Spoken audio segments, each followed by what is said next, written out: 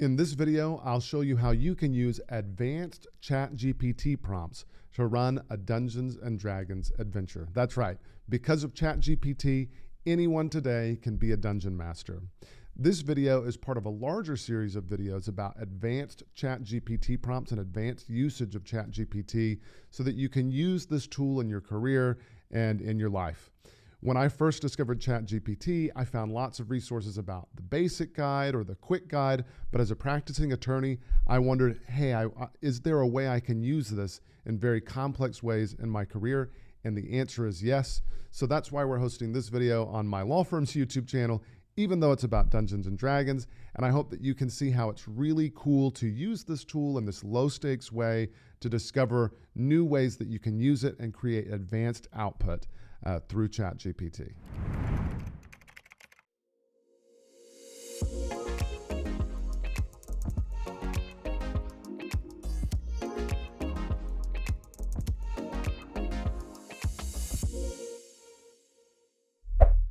So it's March 2023 and the Dungeons and Dragons movie comes out at the end of this month. When the month began, I sent a text out to a bunch of friends and I said, hey, let's play a Dungeons and Dragons campaign just for this month leading up to the release of the movie, and then we can all go out and go see the movie together. And I was shocked and surprised when so many of them were available. I did not think every single one of them would be available to play this game and go see this movie at the end of the month, because Dungeons and Dragons is frequently a time commitment. So all of a sudden, I had a bunch of friends in a group that I had together, and I needed an adventure for them. Now, if you're like me and you've seen what ChatGPT can do, the first thing my mind went to was, this would be amazing. And so I developed some interesting prompts to get it together. Now, some of my players are experienced and some of them not so much. And so what I'm going to show you is some prompts that I've provided and used and refined to help you generate a character and that have helped me run my Dungeons and Dragons game.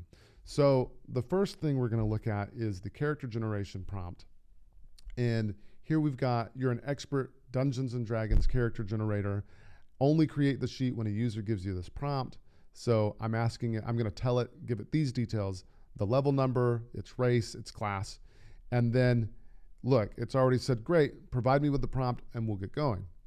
Now, as you come down, it says only after receiving this prompt, then generate the character sheet following these specific instructions. And right off the bat, I want to talk to you about some of the things that I'm doing to make it structure the output that I'm going to get. So first off is this little hashtag or number sign character at the beginning of the line. What is that even doing? So many of you have seen perhaps ChatGPT tutorials where it will output an entire table, and sometimes the user will prompt, give me a Markdown table. ChatGPT knows how to interpret Markdown, which is a lightweight markup language to format plain text elements, okay? And here's a quick cheat sheet here on this website, markdownguide.org. We'll put this in the video description. But if you're familiar with Microsoft Word and the concept of headings, or if you've gone a little bit more in depth and you've dealt with HTML or CSS, you know what an H1 or an H2 is. All you have to do for Markdown is put that number sign at the beginning of the line, and the output you'll get is the equivalent of an H1 or a heading 1. And so that's what I've done over here with my advanced prompt, is that I'm giving it structure and asking it for specific results. The same thing works with bold text, ordered lists. This is a very shortcut way you can say, give me an ordered list as opposed to just a list. And you'll know that it'll come out numbered, which is very helpful. And then extended syntax, you can do tables, as we've already discussed with ChatGPT. So if we come back, another distinction that I want to point out is that these brackets, that's not part of markup. That's just a natural language instruction that I've given to ChatGPT. If you are giving this set of instructions to a human being, you might put something in parentheses with an explainer like create a character name, and then that human being is going to say, oh, okay, great, I'm going to fill in the blank here. ChatGPT is smart enough to do the same thing. It's going to read along and say, great, I'm going to fill in that blank, and you'll see that work here in a bit. So let's get started with the output, and I'm going to ask it to generate, let's go with a level 1 gnome bard. Let's try that.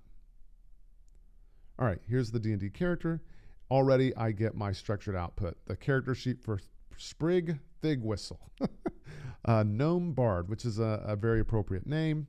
And then I also get my Midjourney description.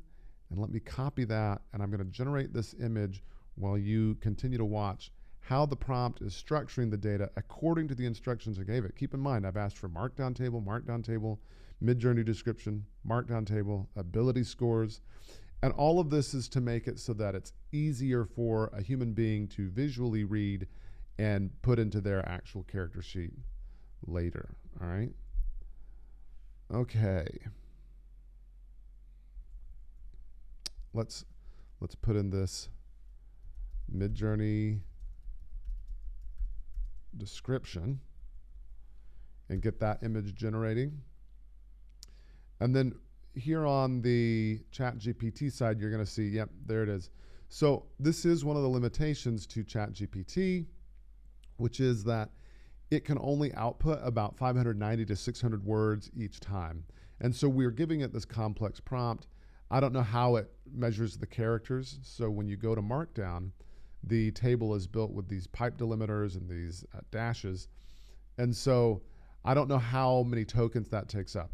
And so frequently I'll see this prompt and other complex prompts stop. But what we can do is we can just say, keep going.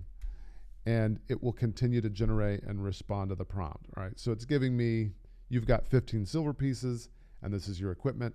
And then it's going to keep going with the rest of the prompt after equipment, which should be features and traits and your character backstory, those kinds of things. Let's hop on back over to Midjourney. This is what we've got here. Now, Midjourney sometimes struggles with things. So if I give it gnome, it's going to make a garden gnome, right? But we can see that we have an option here that we could use for Sprig Thig Whistle. So I'm going to go ahead and upscale that second picture, and that's our character art for the game as well. Now, the output that I'm getting is designed to fill in the character sheet, which you can see here. You've got your name, class level, all of those items, armor class, initiative, speed. I love how the output that we get helps us to fill in, I'll show you, the personality traits, ideals, bonds, and flaw. When you really fill out the entire character sheet, you flesh out your character, and it's a lot more fun to play. As an adolescent kid who spent most of his time playing Dungeons and Dragons and just making characters endlessly, because that's all you could get together to do with your friends, we would focus a lot on, oh, my ability rolls, I'm going to have an 18 strength and an 18 charisma and those kinds of things. But playing as an adult, it's been more fun to come up with unique personality traits and explore different sides of these characters. So let's come back. I think we are probably finished, almost. So I've asked it to give me a character backstory with allies and organizations and some narrative description of what Sprig has lived so far in his life. So one of the other interesting things that I want to point out between ChatGPT version 3.5 and ChatGPT version 4 is that my prompt actually tells it to give you one organization and 2 allies. And GPT 3.5 tends to struggle with that instruction, whereas version 4 nails it every time. And in fact, anytime you see a quirk here that isn't quite working right, if you go to ChatGPT 4, it works very well.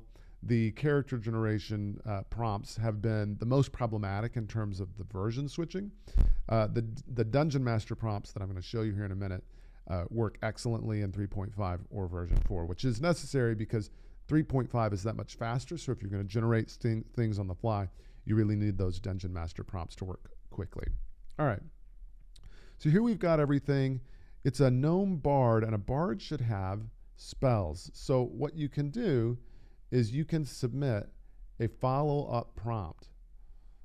And so here I'm going to ask it to give me the spell list and the spell table with this next prompt. And you can see, oh, it's going to give me the whole character sheet, huh? You can see that I've asked it for a 2-row markdown table. Actually, I'm going to say it, give me just the spells section that I asked for. All right, here's the spells section. All right, so instead of having it generate the whole character sheet again, we can stop it and say, wait. And now we'll get that spells section. So in your character sheet, you should now be able to fill out the name, the class and level, personality traits, hit points, your saving throws, your skills. You've got your attacks figured out. You've got your features and traits, equipment, including gold and those kinds of things, your languages, your character name, your appearance, because we've got, and I'll show you, this is the larger version of Sprig Thigwhistle that we've already got created. He's kind of mousy. Look at him. And then as you go on, we also have allies and organizations that Sprig participates in. We've got a character backstory. And now let's take a look at our spells table. All right, so these are the spells that he's got. Again, this is one of those differences between version 3.5 of ChatGPT and version 4.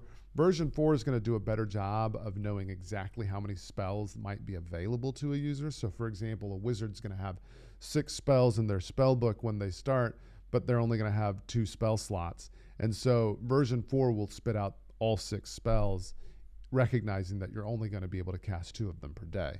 And so that's one reason to maybe use version 4 when you're using the character generation prompt. So I want to show you, now that we've created spells and all of that, I want to show you this game playing prompt because it can be very helpful. Sometimes, okay, yeah, it's going to be happy to help us. Great. So now that you've generated my character, when I'm playing, I'll give you a simple prompt like roll perception or I'm going to ask you to stop. Make an attack. When I do, always give me the following information. So I've structured the information that it's going to output to me as well. I've put that asterisk around the title, and that tells it to do it in bold, and then it's going to go through all the steps. So I am going to roll perception. Actually, I want you to see that it can pick up other things. So roll stealth.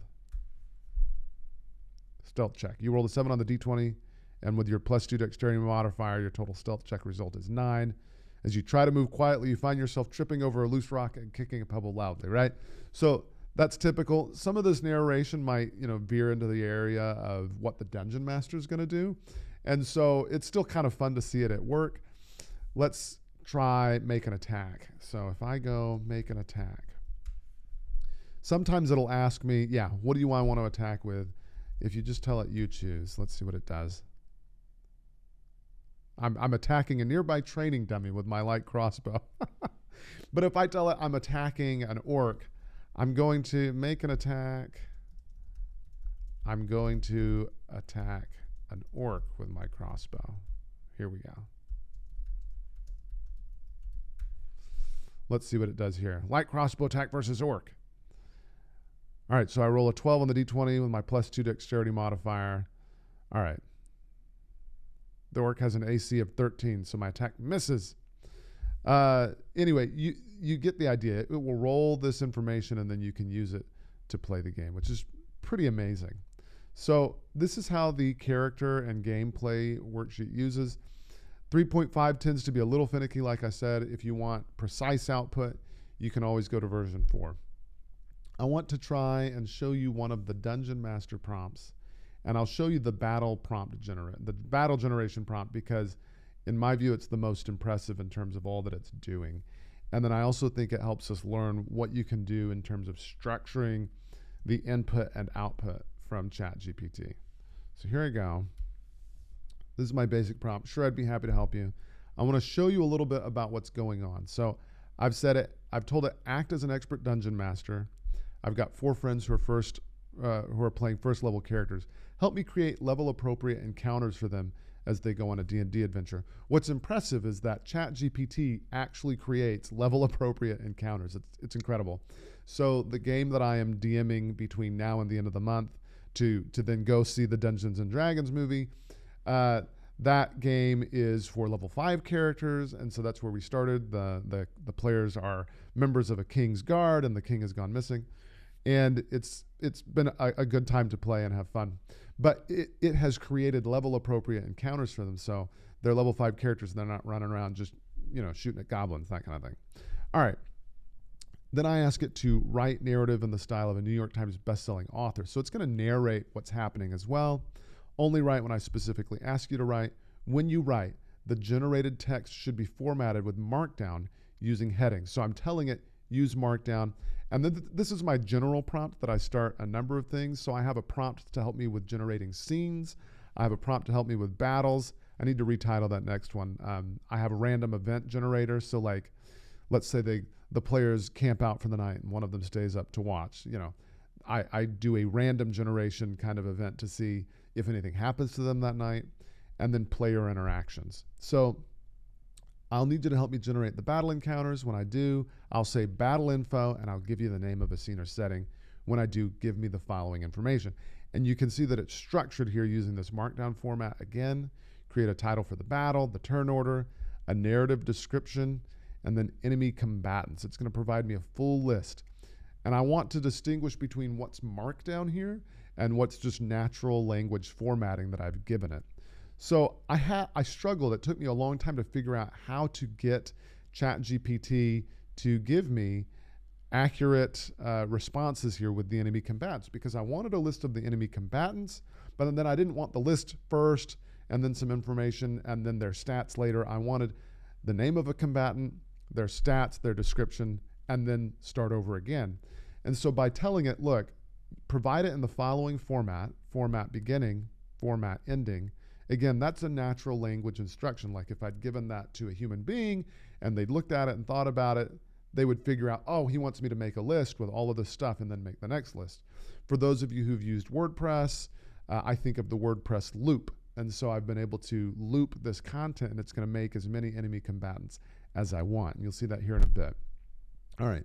So it's going to make the name in bold and in a header 3, a physical description in bold that I can then copy and paste into Midjourney yet again, and then stats for each of the characters. And what's amazing about this Midjourney description is before the battle is concluded, I'll have an accurate description of the monster that they're fighting, which is pretty wild. All right, so here's what I want to do. Let's go with battle info. Let's just go with a tavern brawl because it'll be fun. All right. Great. Here's the information. Brawl at the Rusty Dagger. I love the names that it comes up with. Okay. So this is another difference with version 3.5 versus 4. Version 4 will just go ahead and roll initiative for all of them, which is one of the instructions I give. Like I said, I'm running a game just in the month of March, and we have limited time. Everybody's got careers and families. And so I want it to roll initiative for everybody and give the same initiative value for everybody. And version 4 tends to do a good job with that. We've got our narrative description. The Rusty Dagger is a dingy tavern in the seedy part of town. The smell of stale ale and sweat hangs heavily in the air. Perfect for a tavern brawl. Chairs are overturned, glasses shatter, and people start swinging their fists, right? Then we've got our enemy combatants. And you can see I've got enemy combatant 1. He's thug 1. We've got a physical description. And I'm going to go ahead and copy this into Midjourney while we look at the rest of the prompt results. Then I get my stats, which is this table, another thug, another table, another thug, another table. Now, what's fun here is that you can do this. I want to add one more enemy combatant. Give me a level 15 washed up wizard. Let's see what happens. This has been hilarious in version 3.5 because sometimes it'll tell me your players will not survive this encounter with a level 15 wizard. Are you sure? There was one time when I was playing with this prompt, it just would not create the wizard. And so it's kind of fun to see it working now. I'm gonna go ahead and make him in Midjourney as well so that you can see. Looks like our thug is complete over in Midjourney, so I'll show you a picture of him. Boom, there he is. So this is our thug that's fighting them at the Rusty Dagger. And then you can see we've got the stats here for the washed up wizard. All right. Yeah, he's got a pretty comprehensive spell list here, and we'll see. All right. So I've got some follow-up battle prompts, and this is one of them that I'll share with you right now. So now that you've generated the enemy combatants, I'm going to give it some additional instructions. It says, sure, good, let me know. When it's the enemy combatant's turn, I'll type your turn. When I do, I want you to do all the rolls, take all the actions, do what needs to be done to run the battle. And then when an enemy combatant takes damage, I want you to keep track. And I want you to put it in a markdown table using a header row of EC1, enemy combatant 1, through EC, however many they are. And again, this bracket around the X, that's not markdown. That's just a natural language instruction. Like if I told you, EC1 through EC, N, whatever, right? And however many there are, then you would understand that I mean however many there are. ChatGPT also understands that instruction. So let's see what happens when I tell it your turn. So I realized after recording that last video that my audio caught off in the last few minutes. So while this is the first time for you, this is the second time for me to go back through this battle, but I'll show you what we've done and what worked and what didn't.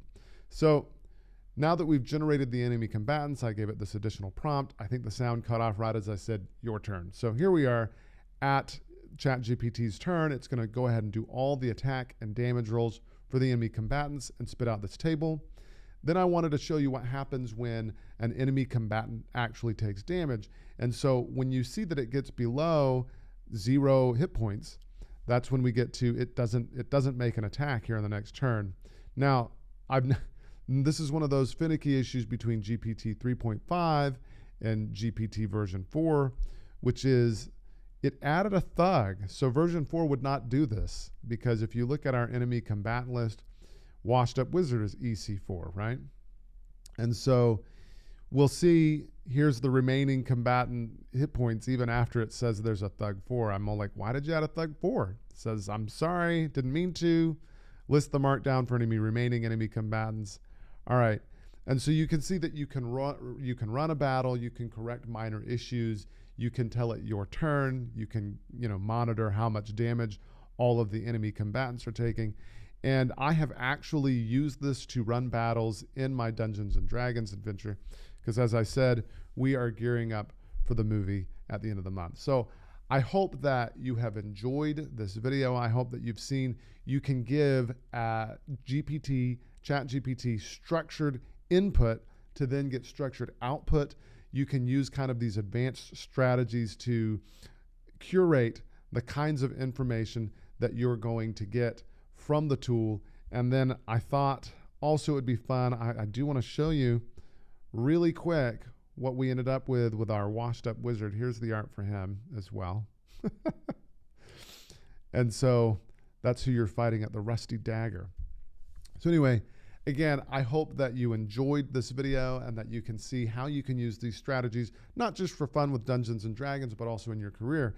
As a lawyer, what I'm thinking about is that I could go and perhaps sit down at a trial and give it an advanced prompt and say, help me monitor objections, help me keep track of evidence, those kinds of things. And I can ask it for structured output if I give it an advanced enough structured input. And so I'm very excited about that. I'm also very excited about the Dungeons and Dragons movie at the end of the month. If you are a Dungeons and Dragons fan, go see the movie. If you're not, you should check out a DM who's willing to try out these prompts and give it a go.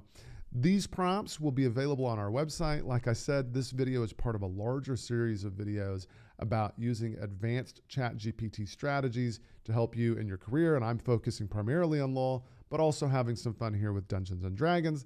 And so this video is on my law firm YouTube channel. There will be a web page on my website.